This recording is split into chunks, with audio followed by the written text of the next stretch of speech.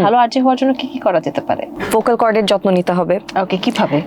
সেটা যদি আপনার আইসক্রিম খেলে আপনার খুব দ্রুত গলায় সমস্যা হয়, then you can not really do that, you can have that as a practice. গরম চা খাওয়া বা গরম পানি খাওয়া, মানে ওভারঅল ভয়েসের যত্ন নেওয়ার জন্য বেসিক যা যা করা লাগে, মানে নাথিং এক্সট্রা অর্ডিনারি, হ্যাঁ সেগুলি করতে হবে। You can practice by reading scripts out, you can practice by reading books out. So আপনি যত জোরে জোরে কোনো লেখা থেকে আপনি পড়বেন তত বেশি আপনার ফ্লুয়েন্সিটা বাড়বে এবং সেই সাথে আপনি মানে কথা ফ্লুয়েন্ট হবে এবং সেই সাথে আপনার উচ্চারণ, আপনার থ্রো, আপনার পজিশন এগুলির ওপরেও কিন্তু আপনি কাজ করতে পারবেন সেই সাথে। কত বছর আপনার নিজেকে এগুলোর প্র্যাকটিসের মধ্যে রাখতে হয়েছে? To be absolutely very honest, আমার আলাদা করে আসলে প্র্যাকটিস করতে হয়নি, because I grew up debating, I grew up speaking in public.